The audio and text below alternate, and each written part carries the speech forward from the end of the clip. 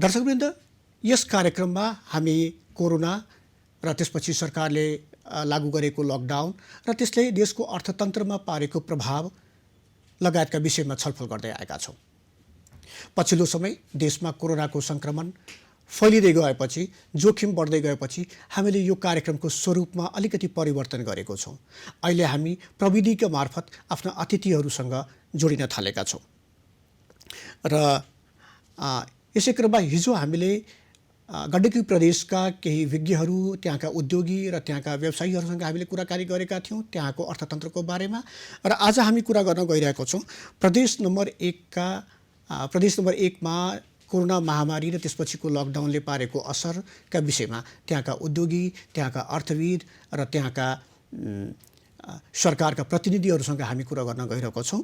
तर कुरा गर्नु अगाडि, छलफलको यो क्रम अघि बढाउनु अगाडि हामी एउटा सानो रिपोर्ट हेरौँ। 20 गतेसम्म पुर्याएको छ, तर 55 दिनदेखिको लकडाउनमा सरकार कोरोनासँग कसरी लड्ने विषयमा खासै गृह कार्य गरेको देखिँदैन। संक्रमण समुदायमा पुगिसक्दा पनि परीक्षणको दायरा बढेको छैन।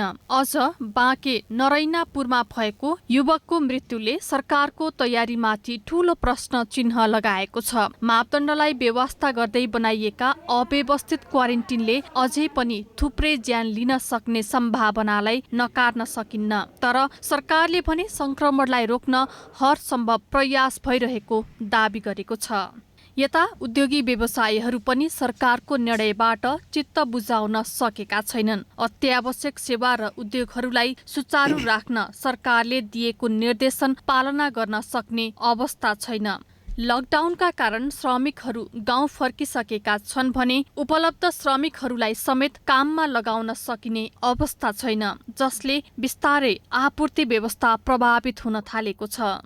विश्वका महाशक्ति देशहरूलाई कोरोना महामारीले घुँडा टेकाइसकेको छ भने नेपाल पनि यसबाट अछुतो रहन सकेको छैन। अर्थतन्त्र सङ्कुचनतर्फ अघि बढिरहेको छ, जसलाई पुनः चलायमान बनाउन आवश्यक छ। बजेट निर्माणको प्रक्रियामा लागेको सरकारले समाधान दिने अर्थविदहरूको अपेक्षा रहेको छ। मानव स्वास्थ्य भन्दा अर्थतन्त्र महत्त्वपूर्ण हुन सक्दैन, तर लकडाउन मात्रै समस्याको समाधान भने पक्कै होइन। सरकारले परीक्षणको दायरा बढाउनु पर्ने, क्वारेन्टिनलाई व्यवस्थित बनाउँदै बढी भन्दा बढी आइसोलेसन केन्द्र तयार पार्नु पर्ने र आर्थिक गतिविधिलाई समेत बिस्तारै गति दिनुपर्ने देखिएको छ।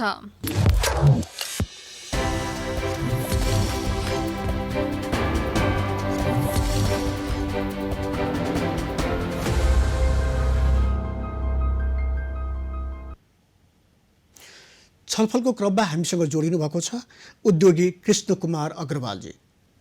अग्रवालजी, स्वागत छ तपाईँलाई कार्यक्रम कोरोना अर्थतन्त्र बजेटमा।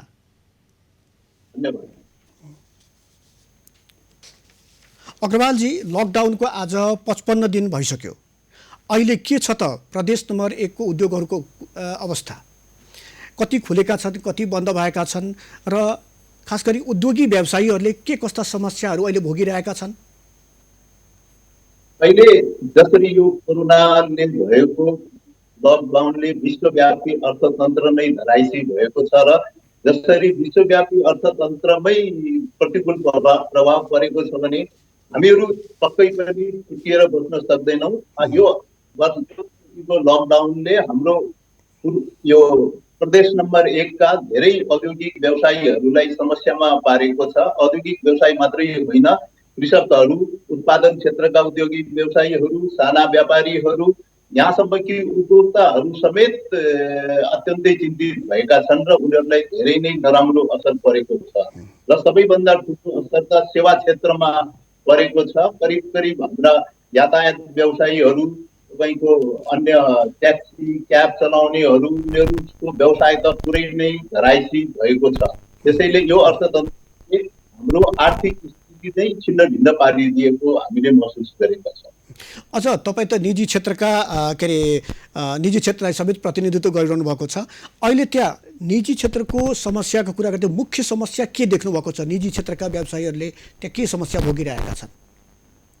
अहिले अहिलेको निजी अवस्थामा? क्षेत्रका व्यवसायीहरूलाई त सबभन्दा पहिले हामीहरूले जुन यहाँ हाम्रो एउटा के परम्परा छ भने हाम्रो व्यवसाय सबै उधारोमा चल्छ र हामीहरूले उधारोमै माल बेच्छौँ र त्यो अहिले सबैभन्दा ठुलो समस्या हामीलाई त्यो उधारो सङ्कलन गर्नुपर्ने एउटा आइरहेको छ भने ब्याङ्कको ब्याजहरू पनि तिर्नु परेको छ, कर्मचारीहरूलाई तलब पनि तिर्नु परेको छ, करहरू पनि तिर्नु परेको छ, विद्युत महसुल तिर्नु परेको छ, यसबाहेक आफ्नो घर खर्चहरू पनि चलाउनु परेको छ। यस्तो परिस्थितिमा उद्योगिक व्यवसायमा तरलताको धेरै नै ठुलो अभाव हामीले महसुस गरेका छौँ र हजुर हजुर हजुर हजुर भन्नु।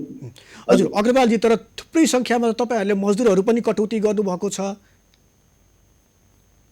होइन, मजदुरहरू हामीले कटौती गरेका छैनौँ। अहिले जहाँसम्म मलाई लाग्छ कुनै पनि उद्योगले मजदुरहरू कटौती गरेको छैन।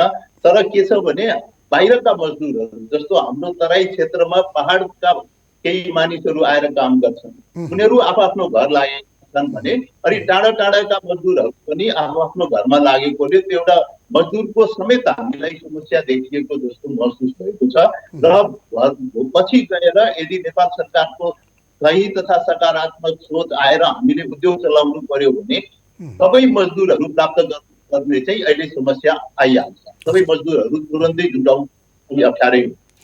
अनि खाद्यान्न लगायतका अत्यावश्यक उद्योगहरू त सञ्चालन गर्ने जस्तो भनिएको छ, कस्तो छ अहिले त्यहाँ चलिरहेछ अत्यावश्यक उद्योगहरू? खाद्यान्न लगायतका उद्योगहरू केही मात्रामा नेपाल सरकारको नोटिस आएपछि सञ्चालन भएका छन्, तर जुन हिसाबले सञ्चालन गर्नुपर्ने हो त्यो हिसाबले सञ्चालन हुन सकेका छैनन् र नेपाल सरकारको आदेश सूचना उद्योगहरू सञ्चालन गर्नेमा पनि सबै सरकारी निकायहरूमा समन्वय भएका छैनन्। हाम्रा मजदुरहरूलाई पनि आफ्नो उद्योग क्षेत्रसम्म पुग्न अत्यन्तै अप्ठ्यारो भइरहेको छ। कति ठाउँमा सुरक्षा निकायले हामीले मजदुरहरूलाई प्रदान गरेको परिचय पत्रलाई समेत मान्य दिएको छैन भने हामीहरू उद्योगी व्यवसायीहरू पनि आफ्नो औद्योगिक परिसरमा पुग्न अत्यन्तै समस्या आइरहेको छ। यसका अतिरिक्त र कतिपय सामानहरू हाम्रो भारतबाट आयात गर्नु परेको हुन्छ र भारतमा पनि लकडाउन भएकोले केही कुनै पनि कच्चा पदार्थको कमी भयो भने त्यसलाई तुरन्तै जुटाउन अत्यन्त अप्ठ्यारो छ।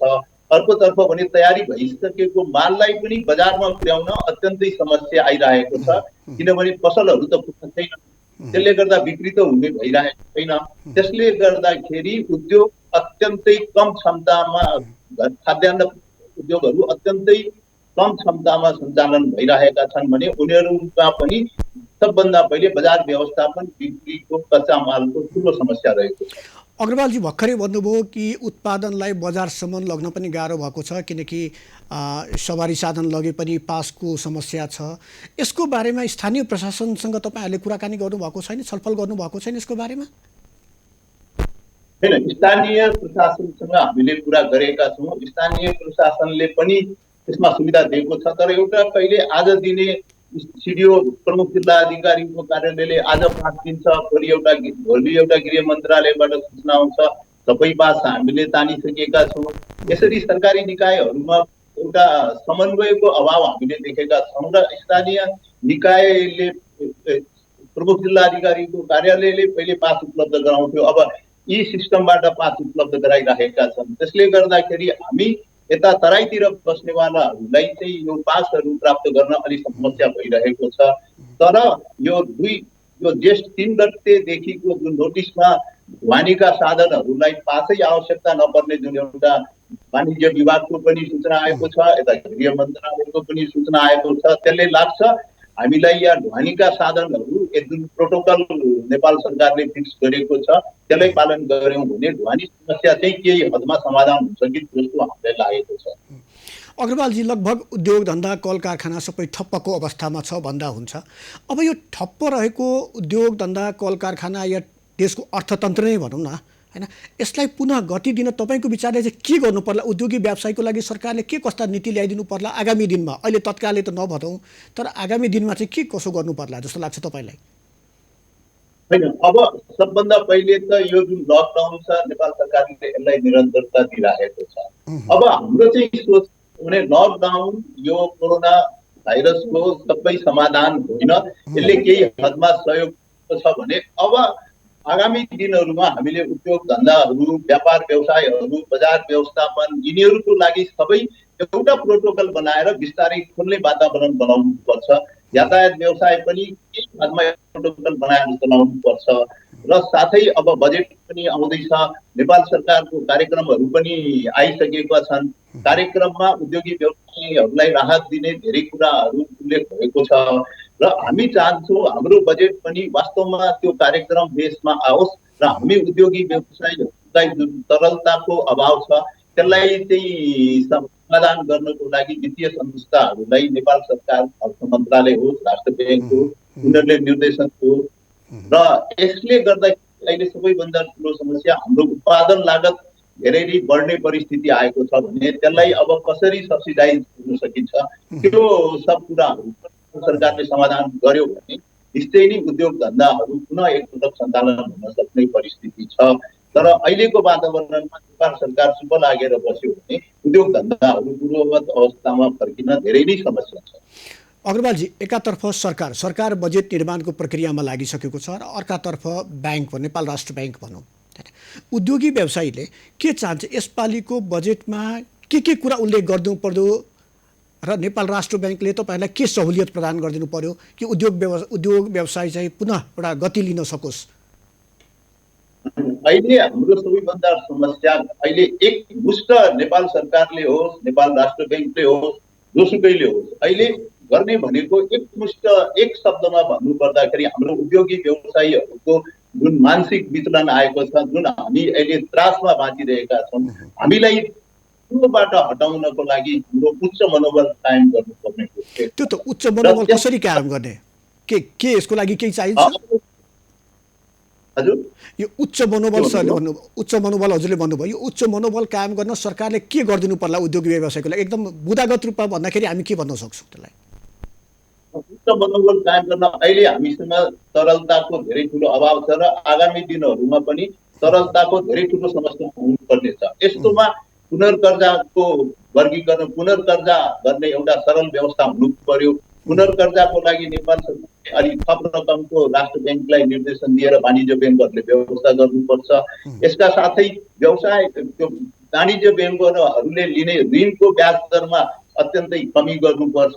हाम्रो सोच के छ भने कम 5% ब्याज दर कम हुनुपर्छ र साथै जस्तो भारत सरकारले सबै राहत आर्थिक उन्नतिलाई कायम गर्नको लागि, नियन्त्रण गर्नको लागि जुन एउटा टोटल जीडीपी को 10% राहत प्याकेज ल्याएको छ।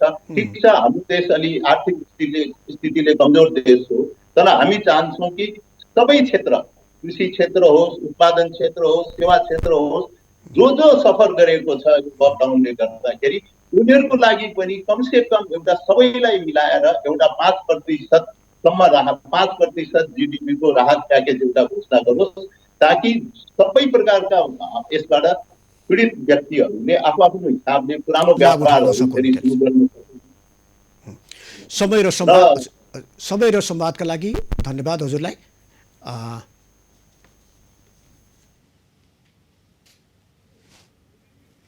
हामी कुराकानी गर्दैथ्यौँ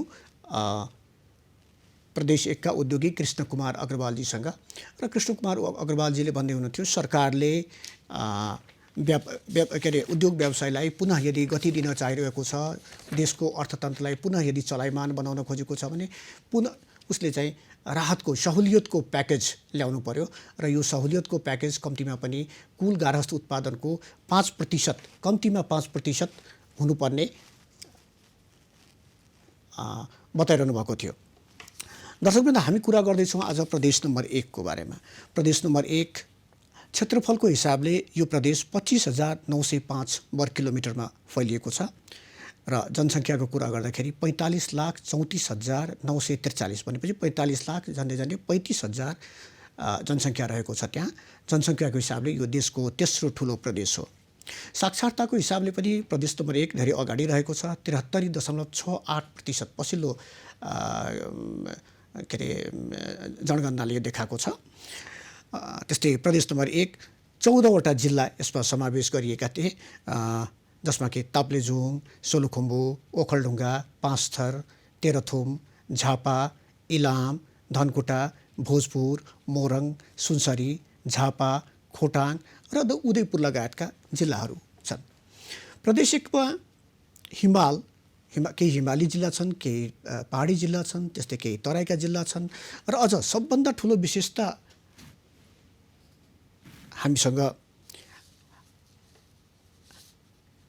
हामीसँग विराटनगरबाट जोडिनु भएको छ अर्थविद डाक्टर प्रमोद कुमार झाजी। प्रमोदजी, स्वागत छ कार्यक्रम कोरोना अर्थतन्त्र बजेटमा यहाँलाई। नमस्कार। प्रमोदजी, कोरोनाले त हुन त चौतर्फी असर पारेको छ। अर्थतन्त्रमा असर पारेको छ, समाजमा असर पारेको छ, मानवीय स्वास्थ्यमा असर पारेको छ। तर हामी अहिले तपाईसँग कुरो गर्दैछौँ, यसले अर्थतन्त्रमा चाहिँ के कस्तो प्रभाव पारेको जस्तो देखिएको छ यो महामारीले चाहिँ? मानवीय इतिहासकै एउटा यो अकल्पनीय र दुःखदायी घटना हो। युरोपियन कन्ट्रिजहरू Italy, Spain, France, Britain, Germany, so called champion countries of Europe सबै एक्सपोज भइसकेका छन्। आफूलाई महाशक्ति भन्ने अमेरिका जो 37 चोटि विश्वको रिपोर्ट थियो, 37 चोटि यो पृथ्वीलाई ध्वस्त बनाउन सक्छ, ऊ असहाय छ। उसैको आँखाको अगाडि उसका निर्दोष प्राणीको ज्यान गएका छन् र ऊ टुलु हेर्नु बाहेक चाहिँ उसँग कुनै उपाय नै छैन। ठुल्ठुलो भवन भनेको विकास होइन, त्यो भवनमा बसोबास गर्ने आम मान्छे, आम जनताको प्राणको रक्षा गर्न सक्यौं र उसलाई सुखी जीवन दिन सक्यौं भनेदेखि त्यो विकास हो। अमेरिकाले मिसाइल त बनायो, परमाणु बम बनायो, तर उसको किट्स छैन, क्युनाइन छैन। प्रमोदजी, एउटा ठ्याक्कै अर्थविदको हिसाबले यदि हामीले कुरो गर्यौँ भने, प्रमोदजी एउटा अर्थविदको हिसाबले कुरो गर्यो भने विश्वको अर्थतन्त्रमा यसले के प्रभाव पारेको छ? विश्वको अर्थतन्त्र नै हल्लिसकेको छ र त्यसबाट हामी पनि अछुतो छैनौं। महामन्दीका इन्डिकेसनहरू आइसकेका छन्। अस्ति चाहिँ तथ्याङ्क विभागको प्रक्षेपण थियो, नेपालको जीडीपी ग्रोथ रेट 2.27% रहन्छ यसपालि। हिजो छाडी अस्ति मात्रै चाहिँ आइएमएफ को आयो, नेपालको इकोनोमिक ग्रोथ रेट 1% मात्रै हुनेवाला छ। मतलब यदि यसलाई हामी इकोनोमिक ग्रोथ रेटलाई पोजिटिभ पनि राख्न सक्छौँ भने अहिलेको लागि, तत्कालको लागि हाम्रो लागि त्यही नै उपलब्धि हो। अनि विकास के को लागि? विकास मानव जीवनको सहजताको लागि, विकास मानव जीवनलाई कम्फर्टेबल बनाउनको लागि। अहिले त मानव जीवन नै सङ्कटमा छ। मानव जीवनकै प्राण सङ्कटमा भएको हुँदा त्यो प्राणको रक्षा गर्न सक्यौँ भनेदेखि, आम मान्छेलाई स्वस्थ जीवन दिन सक्यौँ भने, खुसीयुक्त जीवन दिन सक्यौँ भने अहिलेको परिप्रेक्ष्यमा नेपालको लागि त्यही नै विकास हो। प्रमोदजी, प्रदेश 1 को कुरा गर्दाखेरि प्रदेश 1 को अर्थतन्त्रमा यसले चाहिँ के असर पारेको छ? किनकि प्रदेश 1 भनेको कृषि, ऊर्जा, पर्यटनको लागि चाहिँ असाध्यै एउटा सम्भावना भएको प्रदेश हो। यसले प्रदेश 1 को अर्थव्यवस्थामा चाहिँ कस्तो असर पारेको छ यो कोरोना संक्रमण र त्यसपछिको यो लकडाउन? किनकि लकडाउनको आज हामी 55औं दिनमा छौँ। राज्य सञ्चालनका ठुला आमदानीका स्रोत भनेको रेमिटेन्स। अब फेडरल गभर्मेन्टको रिपोर्ट कि 14%ले घट्नवाला छ। यो 30% पनि मात्रै घट्यो भनेदेखि त्यो हाम्रो लागि उपलब्धि नै हुनेछ। अब टुरिज्म त खापै जस्तो भएको छ, धराशायीको अवस्थामा छ। विश्वका 10टा अग्ला हिमाल मध्ये 5टा प्रदेश नम्बर 1मै छन्। एनआइएस को रिपोर्ट अनुसार नेपाल 24टा वस्तुमा वस्तु हामी एक्सपोर्ट गर्न सक्छौं, जसमध्ये 7वटा वस्तु प्रदेश 1मै पाइन्छ। त्यसैले देखिन सम्भावना हुँदै पनि मान्छेले काम गुमाएको छ। विदेशबाट आएका मान्छेहरू लु आफ्नो कमाइले 6 महिनासम्म धान्न नसक्लान्। त्यस पछाडि अनि मान्छेले काम गुमाएकोले उसको आमदानी घट्यो। आमदानी घट्दा चाहिँ अब डिमान्ड घटेको छ। डिमान्ड घट्यो भनेदेखि उत्पादन हुन पाउँदैन। तपाईँ उत्पादक हो, उत्पादन गर्नुभयो, तपाईँको वस्तु बजारमा खपतै भएन भने किनभने मार्केट डिमान्डै छैन भने तपाईँ उत्पादन बन्न सक्न चाहनुहुन्न। अगर उत्पादन घट्यो भनेदेखि अझै इम्प्लोयमेन्ट घट्छ र समग्र मुलुक र प्रोभिन्स पनि पोभर्टीतिर उन्मुख हुन्छ। धक्का हामीलाई लागेको छ, तर यसबाट हामी उन्मुक्ति पाउन सक्छौँ। उन्मुक्तिका केही आयामहरू छन्। प्रदेशलाई धक्का लागेको हो। यसबाट जोड्ने भनेको ग्रामीण अर्थतन्त्रलाई हामी चलायमान बनाउन सक्यौँ भने साना किसान, सीमान्त किसान प्रमोदजी एकैछिनमा म तपाईँसँग फेरि आउँछु, तर त्योभन्दा पहिले यो अहिले यो कोरोनाको सङ्क्रमण बढिसकेपछि हामी हेर्छौँ ठुलो सङ्ख्यामा भारतबाट श्रमिकहरू नेपाल आएका छन् र त्यस्तै त्यस्तै खाडी मुलुकबाट पनि ठुलो सङ्ख्यामा नेपाली श्रमिकहरू आउनेवाला छन्। यद्यपि केही त आइसकेका छन् र केही आउने तर्खरमा छन् र आगामी दिनमा पनि ठुलो सङ्ख्यामा श्रमिकहरू नेपाल फर्किने, कामदारहरू नेपाल फर्किने कुरा छ।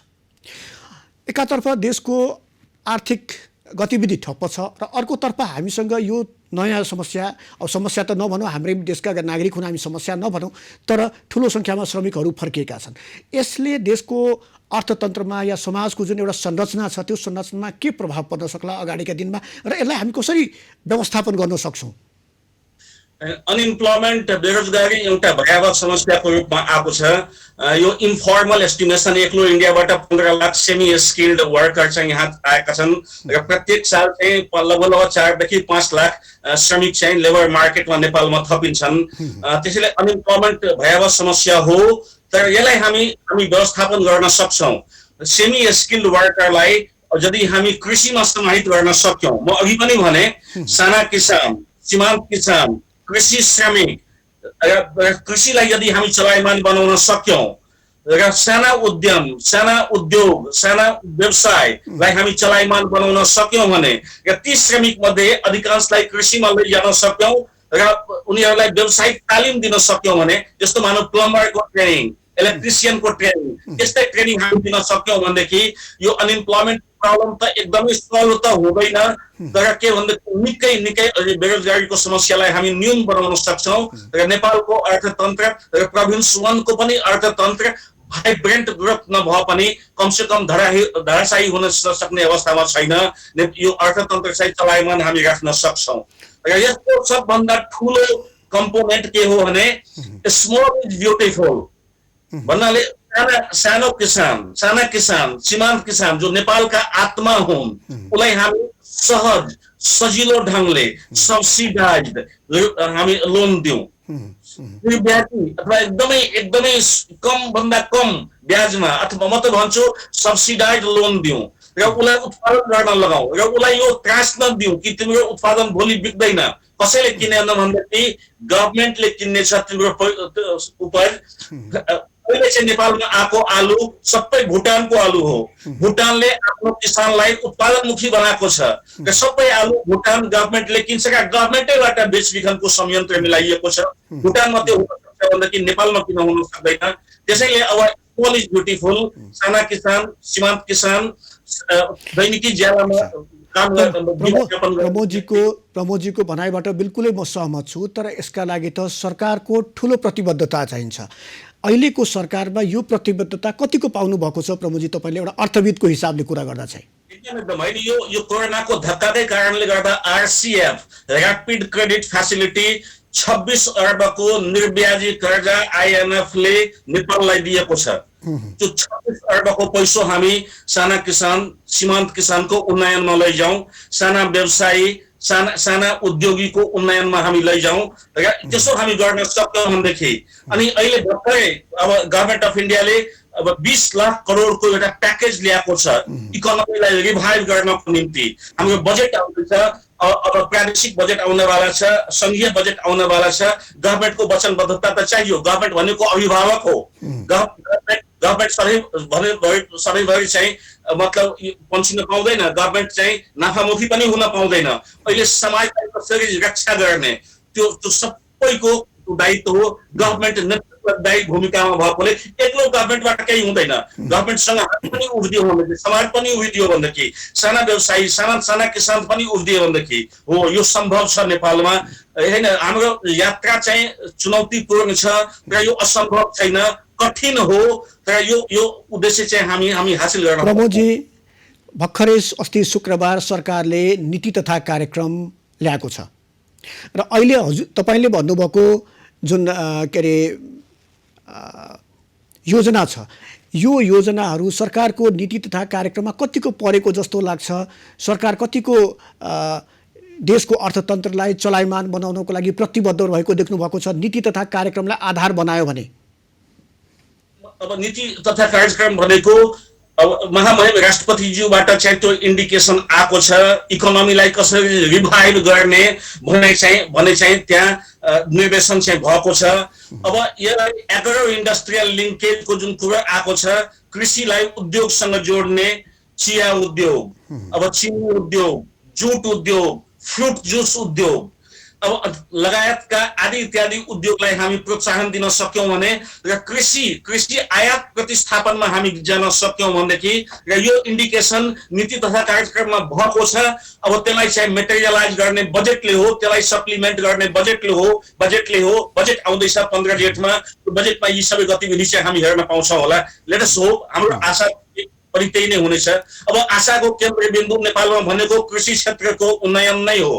हाम्रो ट्रेडिसनल फार्मिङ, धान, मकै, गहुँ, कोदो आदि इत्यादि बाहेकका जति चिया, चिनी, उखु अथवा जुट अथवा पहाडी भूभागमा पहाडको जुन इकोलोजी हो, वातावरणीय सन्तुलन हो, त्यहाँ भटमास भनेको एउटा ठुलो सम्भावना युक्त चाहिँ खेती हुन सक्छ। अनि अब हामी मस्यौडा विदेशबाट मगाउँछौँ, आफ्नो बजारमा खपत हुन्छ, तर भटमासबाट हुन सक्ने हामी बनाउन सक्ने मस्यौडा त्यसलाई हामी विदेश पठाउन सक्छौँ, उतातिर हाम्रो ध्यानै छैन।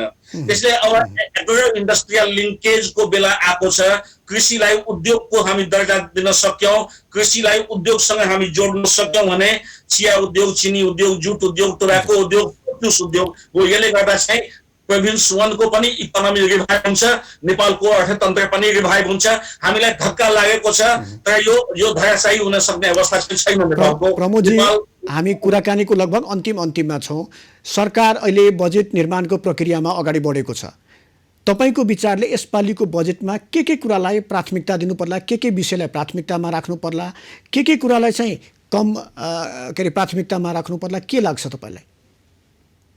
कृषि क्षेत्रलाई हामी चलायमान बनाउन सक्यौं भने, त्यसमा पनि सीमान्त किसान र साना किसानलाई टाउकामा राख्न सक्यौं भने, ग्रामीण अर्थतन्त्रलाई हामी चलायमान बनाउन सक्यौं भने, ग्रामीण अर्थतन्त्रको उपजलाई सहजै बजारसम्म ल्याउन सक्ने त्यो मेकानिजम गभर्नमेन्टले बनाउन सक्यो भने, अनि साना उद्योग, साना व्यवसायीलाई पनि हामी प्रोत्साहित गर्न सक्यौं भने र अनस्किल्ड श्रमिकलाई कृषि क्षेत्रमा, अनस्किल्ड श्रमिकलाई साना उद्योगको क्षेत्रमा हामी समाहित गर्न सक्यौं भने हो नेपालको अर्थतन्त्र चलायमान हुन सक्छ। र सबभन्दा ठूलो खाद्य सुरक्षाको प्रत्याभूति गभर्नमेन्टबाट आउँछ डेफिनेटली, र त्यो प्रत्याभूति आगामी बजेटमा पनि आओस्।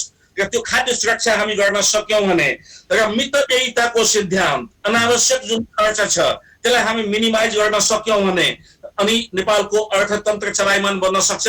तपाईको विकास बजेट खर्चै हुन पाउँदैन हैन, 70% भन्दा बढी बजेट चाहिँ खर्चै हुन पाउँदैन।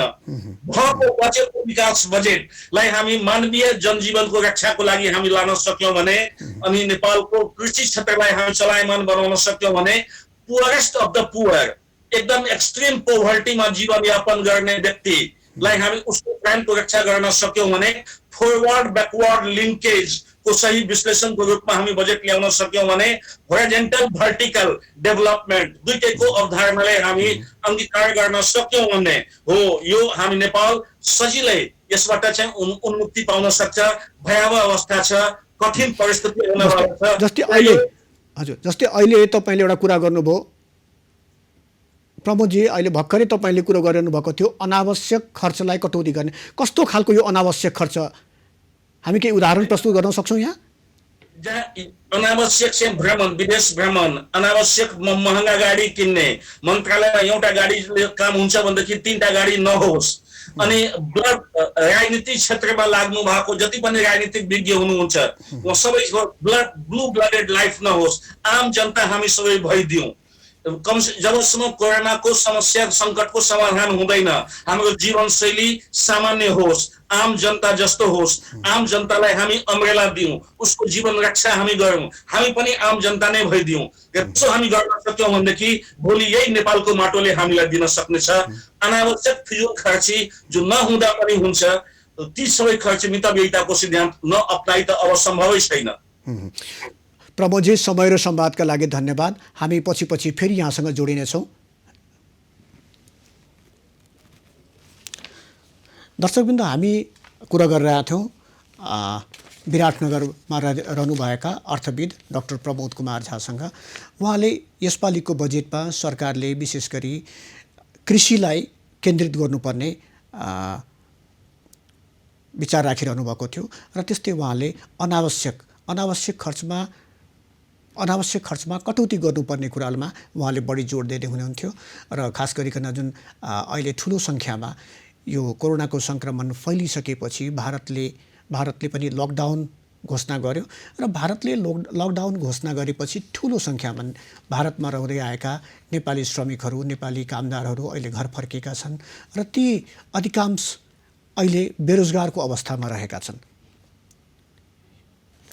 हामी कुरा गर्दै गर्छौँ र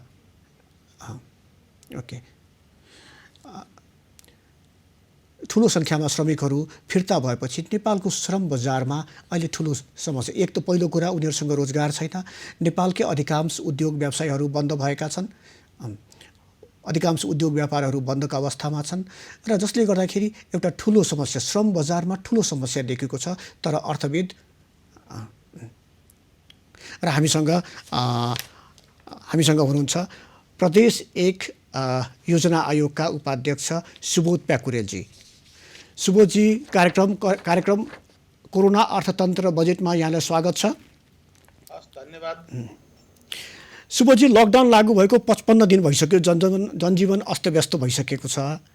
यसलाई पुनर्जीवन दिनको लागि प्रदेश 1 ले के कस्ता योजनाहरू बनाइरहेको छ अहिलेको अवस्थामा?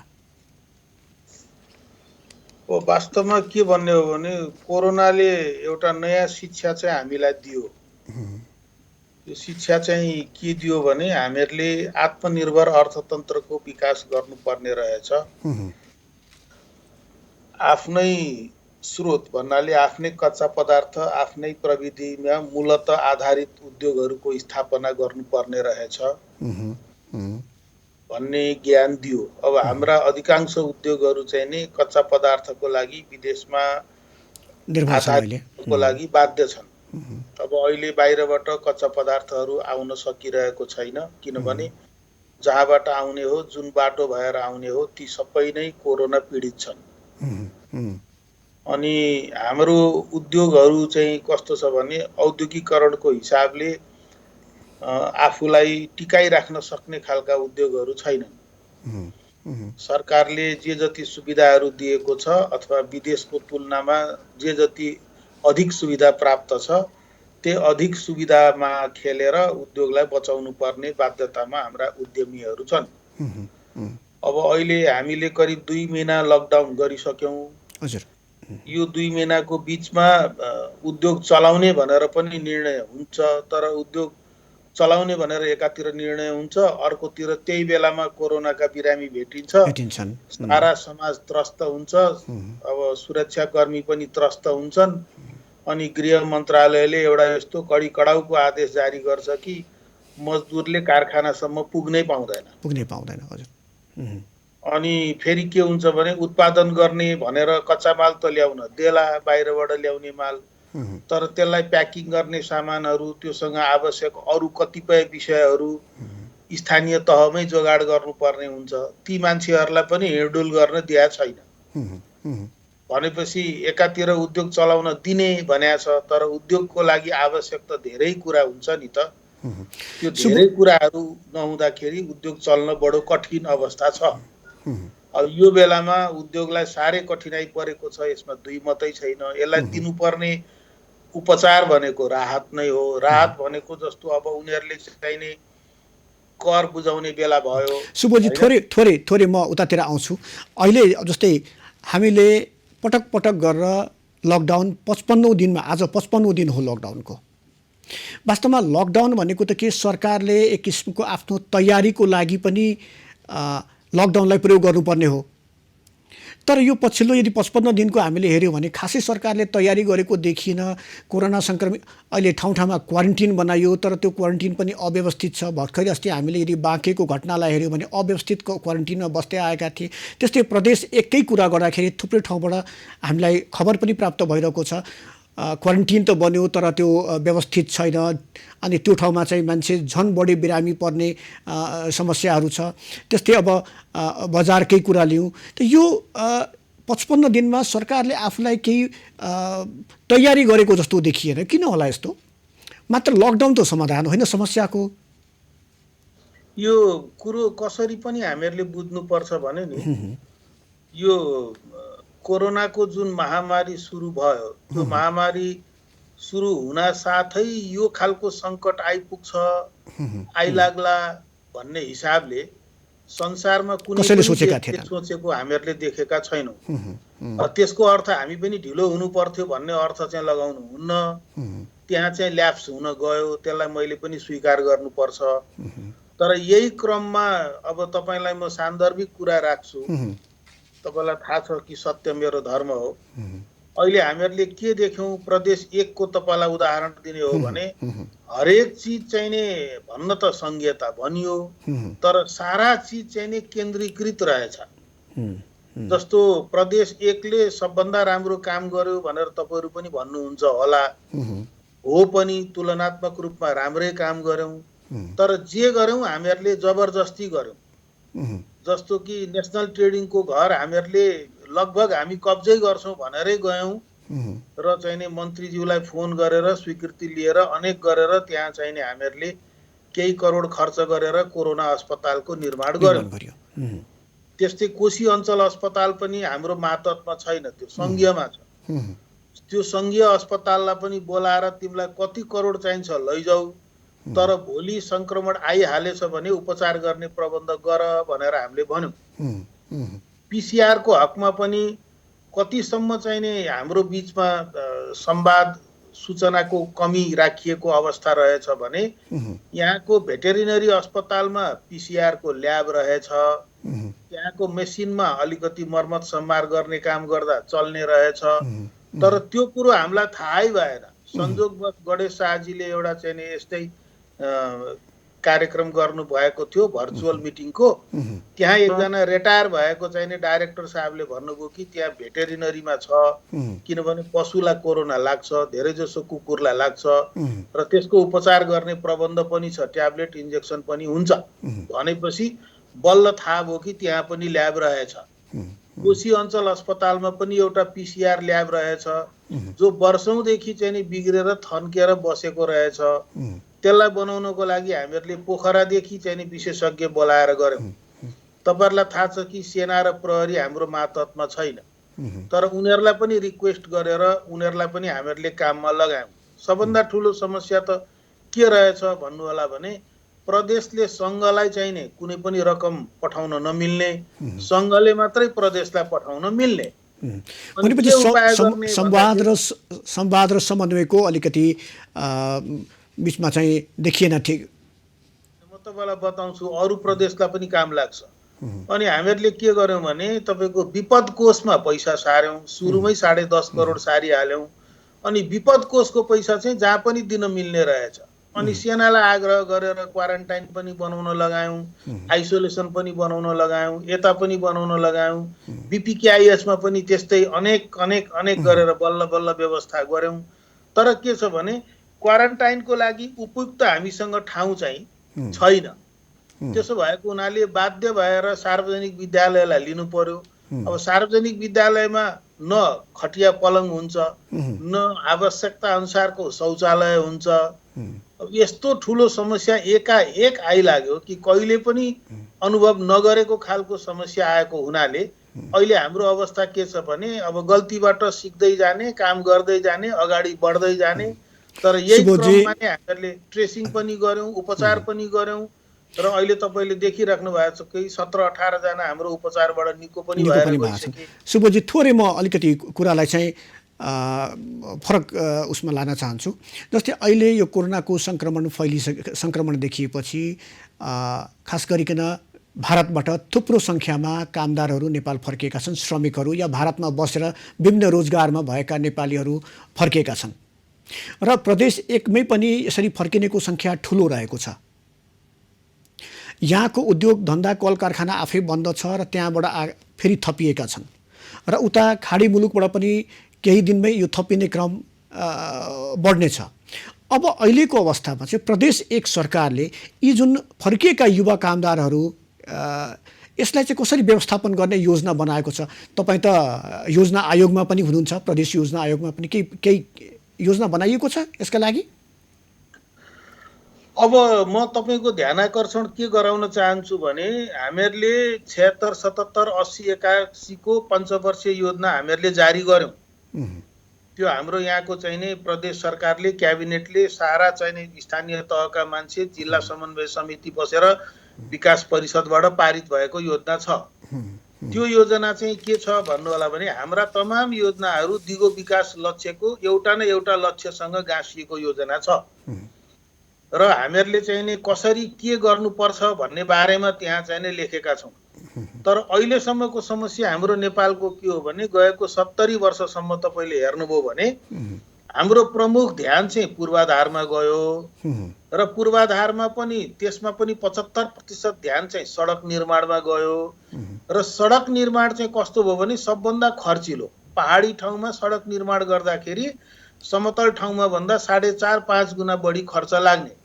अनि सबै नेपालीलाई के लाग्न थाल्यो भन्नु होला भने मेरो घरसम्म सडक आउनुपर्छ, डोजरले कोतरेर भए पनि आउनुपर्छ, एक सिजन पनि नचल्ने भए पनि सडक आउनुपर्छ।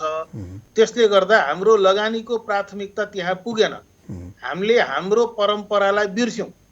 पातलो बस्ती भएको ठाउँमा घोरेटो गोरेटो बनाउनु पर्थ्यो, त्यहाँ मोटर बाटोको रहर गर्नु हुन्न थियो।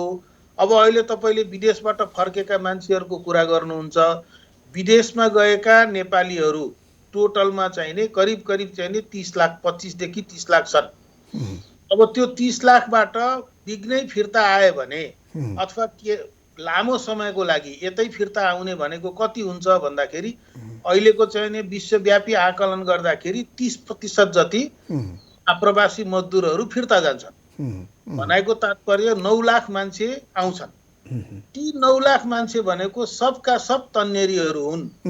उनीहरू चाहिने एउटा मुख, दुईटा हात, दुईटा खुट्टा र तन्नेरी शरीर लिएर आउँछन्। उनीहरूले विदेशमा जे जस्तो श्रम गरेका छन्, जे जस्तो हन्डर खाएका छन्, त्यसबाट सिकेर आउँछन्।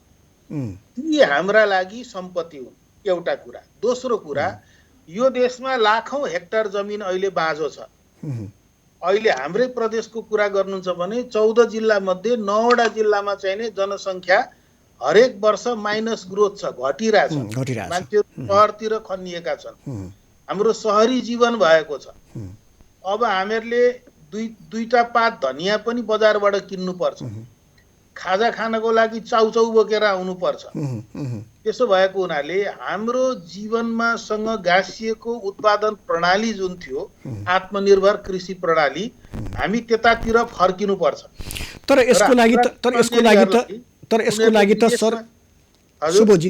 यसको लागि त सरकारको तर्फबाट चाहिँ प्रतिबद्धता चाहिन्छ। एक्लैले कुनै पनि मान्छेले केही गर्न सक्दैनन् कि सरकारको तर्फबाट यस्तो प्रतिबद्धता देख्नु भएको छ?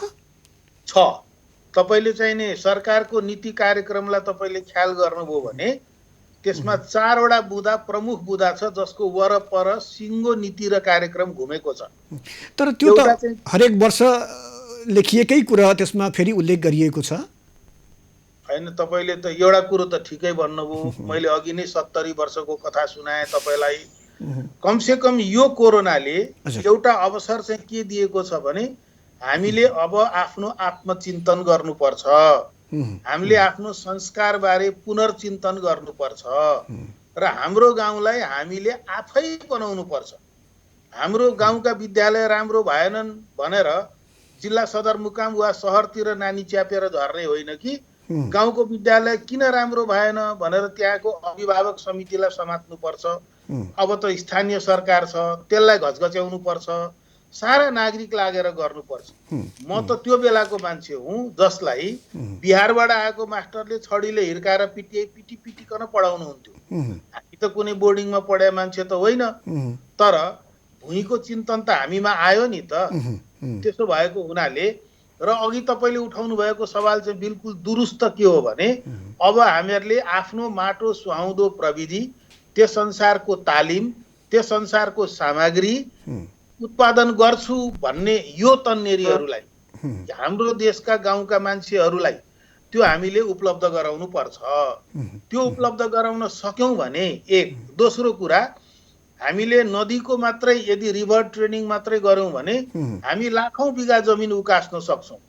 बाँझो परेका जमिनहरू छन्।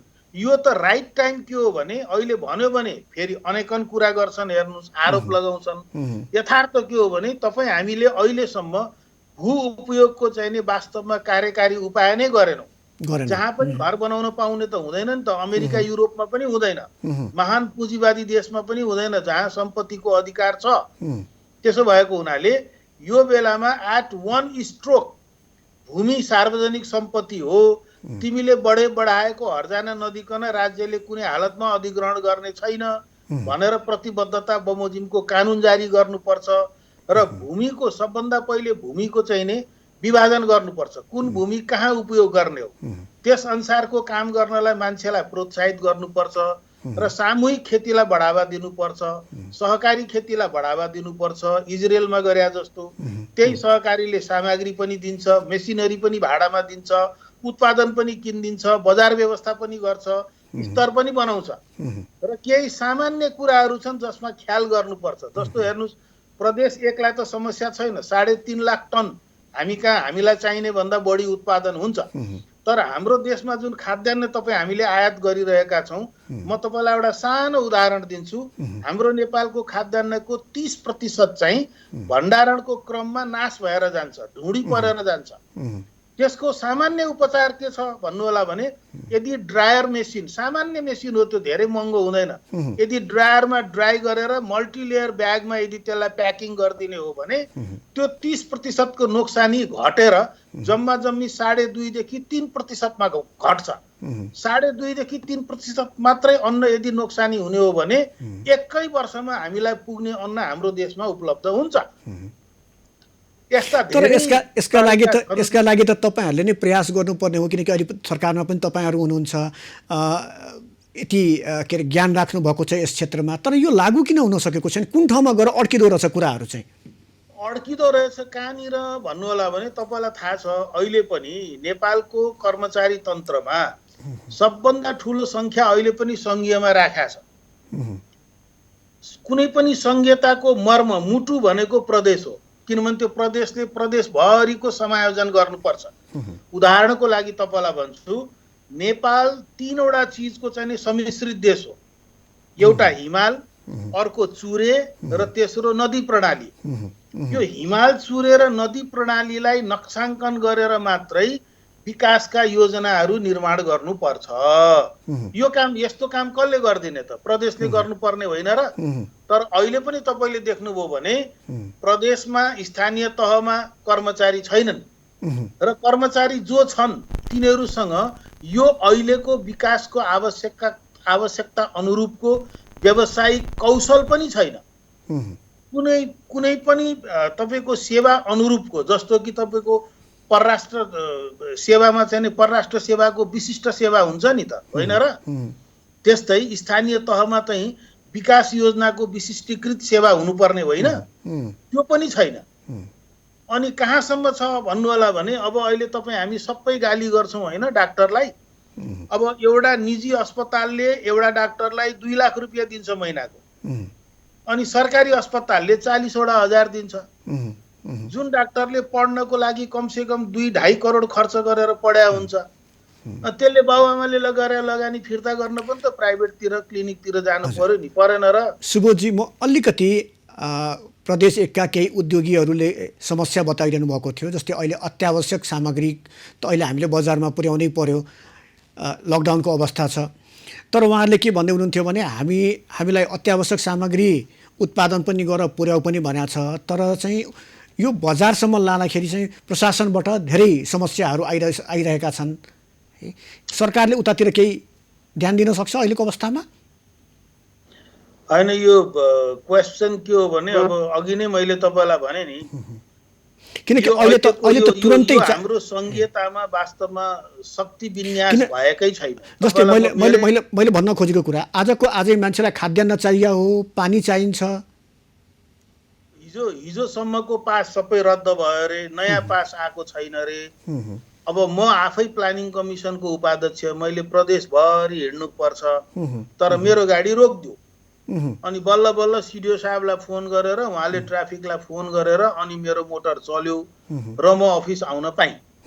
अब कारण यो के छ भन्नु होला भने हाम्रो केन्द्रमा सिंहदरबारमा बसेका मान्छेहरू त्यहीँ बसेर त्यहीँको स्थिति हेरेर त्यसै अनुसार आफूलाई कति त्रास र डर लागेको छ त्यस अनुसार डङडङ्गी निर्णय गर्छन्। उनीहरूको निर्णय सोझै सिडिओ कहाँ आउँछ, सिडिओको मातहतमा प्रहरी छ होइन भनेपछि अब हाम्रो कुरो कहाँ लागू हुने भन्नुहोस्। जबकि यथार्थमा भन्नुहुन्छ भने अहिले चाहे क्वारेन्टाइनको कुरा गरौँ, अझ त्योभन्दा पनि महत्त्वपूर्ण कुरा तपाईँलाई सुनाउँछु। स्थानीय तहमा बाहिरबाट आएका मान्छेहरूको ट्रेसिङ गर्ने काम यदि स्थानीय तहका हाम्रा पदाधिकारीहरू, स्थानीय राजनीतिज्ञहरू, समाजसेवीहरू लागेका थिएनन् भने यसरी हामी ट्रेसिङ गर्न सक्ने थिएनौँ। हेर्नु अब यो मर्म प्रधानमन्त्रीको भाषणमा चाहिँ आयो होइन। नीति कार्यक्रममा पनि प्रदेश, सङ्घीय, प्रदेश र स्थानीय तहको समन्वयमा गर्ने चाहिँ भनेको छ। अब त्यो समन्वयको नीति कसरी आउँछ? फेरि अर्को समस्या के छ भन्नु होला भने सङ्घले कानुन नबनाइकन प्रदेशले नबनाउने। किन नबनाउने भन्दा त्यहाँ बाज्यो भने स्वतः निरस्त हुन्छ। त्यसले गर्दा हामीले कानुन नबनाइकन फेरि स्थानीयले पनि बनाउन नमिल्ने, किनभने हामीसँग बाज्यो भने त्यो पनि कानुन निरस्त हुन्छ। त्यसो भएको हुनाले सबभन्दा पहिले त के छ भने वास्तवमा सङ्घीयता भनेको अर्थ संविधानमै अनुसूचीमै एकल अधिकार लेखिएका कुराहरूमा त स्थानीय, प्रदेश, सङ्घले आफ्नो आफ्नो एकल अधिकारको कानुन त आफ्नो आवश्यकता, आफ्नो सम्भावना अनुसारको बनाउन पाउनु पर्यो नि त। त्यो चिन्तन, त्यसको बारेमा लबी एडभोकेसी गर्ने काम त माननीय सांसदहरूको हो नि त, जो सङ्घीय संसदमा बस्नु भएको छ। भनेपछि व्यापारीको जुन अहिले गुनासो छ त्यो गुनासो अहिले केही दिनसम्म रहन्छ। हजुर, भनेपछि व्यापारीहरूको जुन अहिले गुनासो छ, पास पाइएन, बजारमा सामान लगेन पाइएन, अत्यावश्यक सामान पठाउन पनि गाह्रो, यो समस्या भनेपछि केही दिन रहन्छ अझै होइन। यो समस्याको कारण के हो भन्नु होला भने व्यापारीको समस्या सबभन्दा बढी हामी बुझ्छौँ।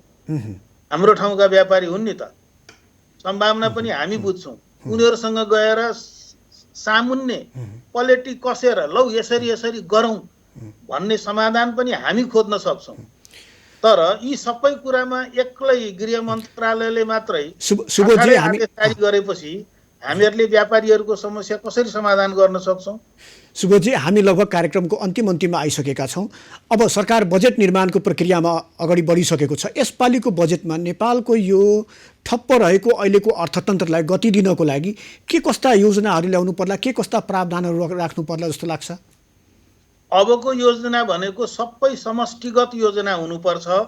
हामीसँग उपलब्ध भएका पुराना प्रविधि, पुराना तपाईँको चाहिने कुलेसो, हामीसँग उपलब्ध भएको खाली जमिन, यी सबैको उपयोग गर्ने खालको योजना हामीले बनाउनु पर्छ र त्यसै अनुसार हामी अगाडि बढ्छौँ।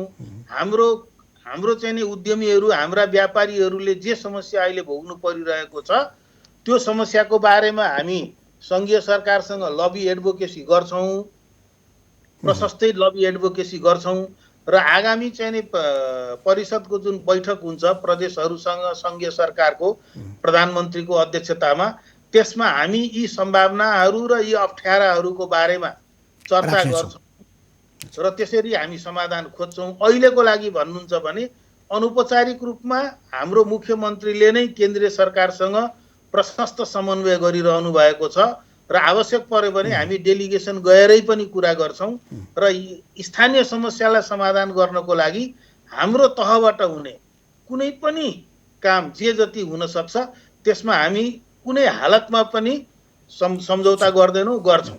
हस् त, समय र संवादका लागि धन्यवाद। उहाँ हुनुहुन्थ्यो सुबोध प्याकुरेल, प्रदेश योजना आयोगका उपाध्यक्ष।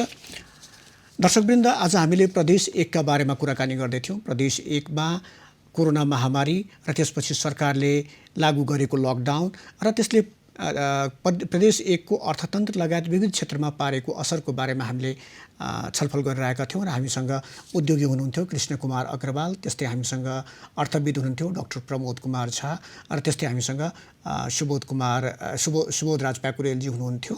उहाँ प्रदेश 1 योजना आयोगका उपाध्यक्ष हुनुहुन्छ। प्रदेश 1 मा कोरोनाले गर्दा त्यहाँको पनि सबै कुरा ठप्प रहेको छ र यसलाई यो ठप्प रहेको अर्थतन्त्रलाई गति दिनको लागि सरकारले बजेटमा खास गरिकन उद्योगी व्यवसायीलाई केही प्राथमिकता दिनुपर्ने, केही सहुलियतका प्याकेजहरू ल्याउनु पर्ने लगायतका उहाँहरूले कुरा राख्नुभएको थियो, धारणा राख्नुभएको थियो। हस्त कार्यक्रम कोरोना अर्थतन्त्र बजेट आजका लागि यति नै। भित्रको खबरका लागि हेर्दै रहनुहोला एभेन्यूज खबर।